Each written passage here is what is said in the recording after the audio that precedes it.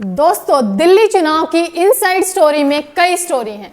कहीं no repeat फॉर्मूले की स्टोरी, कहीं केजरीवाल की रेवड़ी योजना, तो कहीं बीजेपी के एक देश एक चुनाव का विधायक, कहीं केजरीवाल की सीट का मसला, तो कहीं बीजेपी के सीएम चेहरे का मसला। यह बात लगभग तय हो गई है कि इस बार दिल्ली विधानसभा चुनाव के दौरान दिल्ली में त्रिकोणीय और दिलचस्प मुकाबला देखने को मिलेगा। दिल्ली में अगले साल विधानसभा चुनाव है और सियासी पिच में अभी से खाद पानी दिया जाने लगा है। दिल्ली में आम आदमी पार्टी की सरकार सत्ता में वापसी के लिए पूरा जोर लगा रही है, तो वहीं बीजेपी भी वनवास खत्म करने की तैयारी में है और कांग्रेस के आखिरी दाव से अभी हम अनजान हैं। लेकिन जिस तरह पार्टी की तैयारी शुरू है, पहली लिस्ट भी जारी कर चुकी है कांग्रेस पार्टी। उससे देखकर लगता है कि कांग्रेस भी दिल्ली चुनाव में आप और बीजेपी को कड़ी टक्कर देने वाली है। हाल ही में लोकसभा चुनाव में भले ही आप और कांग्रेस ने मिलकर चुनाव लड़ा, लेकिन नतीजों के बाद केजरीवाल ने स्पष्ट कर दिया कि दिल्ली विधानसभा चुनाव वो अकेले लड़ेंगे। आइए दोस्तों, दिल्ली चुनाव की इनसाइड स्टोरी समझने की कोशिश करते हैं। नमस्कार दोस्तों, मैं संजना आपके साथ और आप देख रहे हैं जनता की आवाज। केजरीवाल के नो रिपीट फॉर्मूले ने दिल्ली चुनाव में छोके का काम किया है। केजरीवाल इस बार के चुनाव में कोई कसर नहीं छोड़ना चाहते, क्योंकि अगर दिल्ली हाथ से निकल गई तो पार्टी डगमगा जाएगी। धड़ल्ले से इस बार वोट काटे जा रहे हैं और नए चेहरों को मौका दे रहे हैं। उम्मीदवारों की लिस्ट से आपके काफी कार्यकर्ता नाराज भी हैं। इसके चलते कोई पार्टी बदल रहा है तो कोई राजनीति से संन्यास ले रहा है। ऐसे में विपक्ष इसका फायदा उठा सकता है, लेकिन केजरीवाल दिल्ली की राजनीति में खिलाड़ी हैं। पिछले 10 सालों से दिल्ली की सत्ता में काबिज आम आदमी पार्टी को दिल्ली में चुनाव जीतने का अच्छा खासा अनुभव है। केजरीवाल जानते हैं कि चुनाव से पहले कौन सी रेवड़ी योजना चलानी है या कौन सी रेवड़ी पर रबड़ी खानी है। दिल्ली का चुनाव इस समय आगामी मोड़ पर है। रेवड़ी योजना का दाव केजरीवाल का दिल्ली में हर बार असर दिखाया है और इस बार भी केजरीवाल ने यह दाव चल दिया है। पीएम मोदी ने कई बार कहा कि केजरीवाल मुफ्त की रेवड़ी दे रहे हैं और इसे बंद किया जाना चाहिए, लेकिन केजरीवाल खुलेआम कह रहा है कि हम ये रेवड़ी दे रहे हैं। दिल्ली के लोगों को तय करना है कि उन्हें ये रेवड़ी चाहिए या नहीं। अगर बीजेपी जीतती है तो ये रेवड़ी योजनाएं बंद कर दी जाएंगी। दोस्तों, रेवड़ी के साथ इस बार केजरीवाल दिल्ली में संजीवनी योजना लेकर आए हैं, जो कि दिल्ली चुनाव में उनकी पार्टी के लिए संजीवनी का काम करेगी। बीजेपी ने हर बार कहा है कि दिल्ली वालों के हित की योजनाओं को बंद नहीं करेंगे, बल्कि और योजनाएं भी लेकर आएंगे, लेकिन केजरीवाल हर बार रेवड़ी का हवाला देकर जनता को भ्रमित करते आए हैं। इस बार केजरीवाल ने दिल्ली वालों को 6 रेवड़ी योजनाएं दी हैं।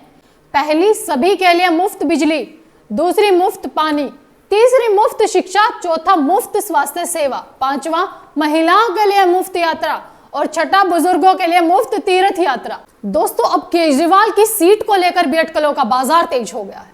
अरविंद केजरीवाल नई दिल्ली सीट से एक बार फिर उम्मीदवार हैं, तो वहीं इस सीट से संदीप दीक्षित को कांग्रेस ने मैदान में उतारा है और बीजेपी के प्रवेश वर्मा के इस सीट से चुनाव लड़ने की चर्चाएं जारी हैं।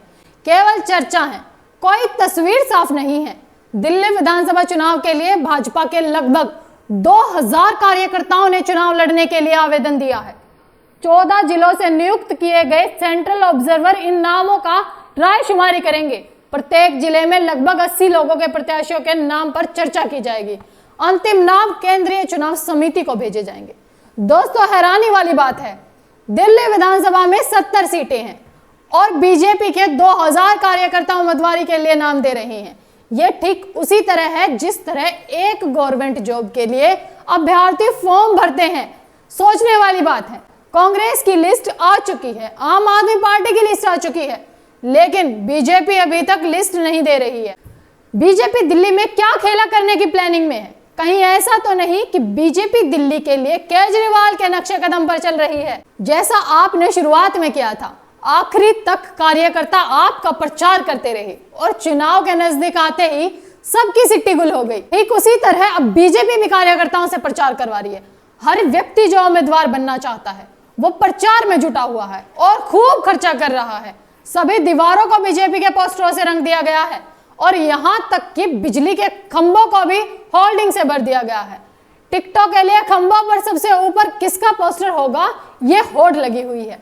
इतने पोस्टर और होल्डिंग लग चुके हैं कि अब वो ठंड से बचने के लिए लोगों के काम आ रहे हैं और सभी उम्मीदवार बीजेपी के प्रचार के लिए काम आ रहे हैं, तो पार्टी लिस्ट जारी करके इस प्रचार को नहीं बंद कर सकती।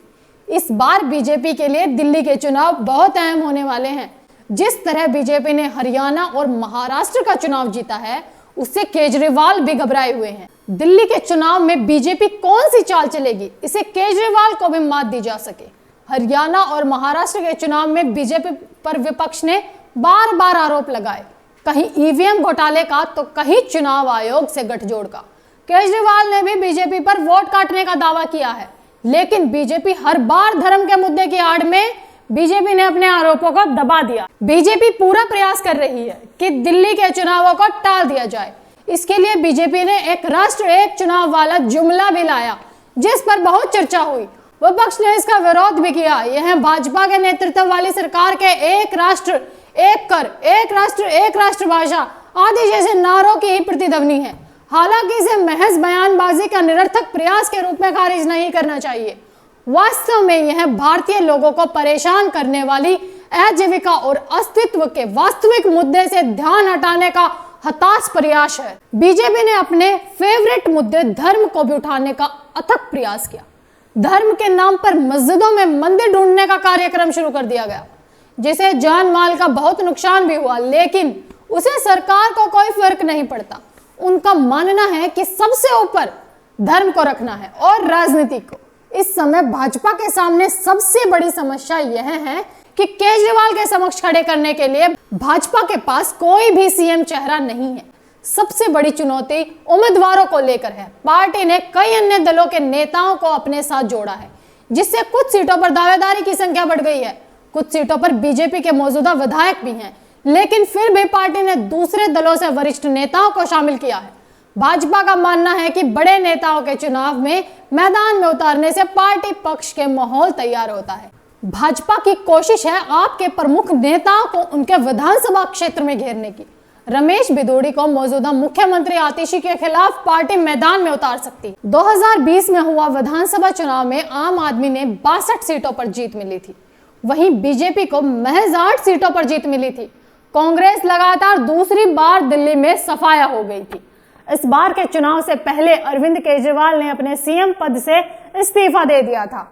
उसके बाद आतिशी राज्य की सीएम बनी थी। वहीं बीजेपी और कांग्रेस आप सरकार की कमियों को गिनाकर उन्हें घेर रही है। अरविंद केजरीवाल ने कहा है कि पार्टी पूरे आत्मविश्वास और पूरी तैयारी के साथ चुनाव लड़ रही है। केजरीवाल ने कहा कि भाजपा गायब है, उनके पास मुख्यमंत्री पद के लिए कोई चेहरा नहीं है, कोई टीम नहीं है, कोई योजना नहीं है और दिल्ली के लिए कोई दृष्टि नहीं है। उनके पास केवल एक ही नारा है, एक ही नीति है, एक ही मिशन है, केजरीवाल हटाओ। उनसे पूछे कि उन्होंने 5 साल में क्या किया, तो वो जवाब देते हैं कि केजरीवाल को बहुत गाली दी। दोस्तों, आपको क्या लगता है दिल्ली चुनाव में कौन बाजी मारेगा? हमें अपनी राय कमेंट बॉक्स में कमेंट कर जरूर बताएं और दिल्ली की चुनाव के इनसाइड स्टोरी को लेकर आपकी क्या राय है, यह भी हमें जरूर बताएं। और ऐसी ही खबरों के लिए देखते रहें जनता की आवाज। इस वीडियो को लाइक करें, शेयर करें और अगर पहली बार जनता की आवाज न्यूज चैनल को देख रहे हैं तो चैनल को सब्सक्राइब भी करें और घंटी जरूर बजाएं, चैनल की भी और सरकार की भी। आज की नेशनल मीडिया के मुकाबले में जनता का साथ दीजिए और उसकी ताकत बनिए, जनता की आवाज बनिए और हो सके तो इसके लिए चैनल को ज्वाइन भी करें।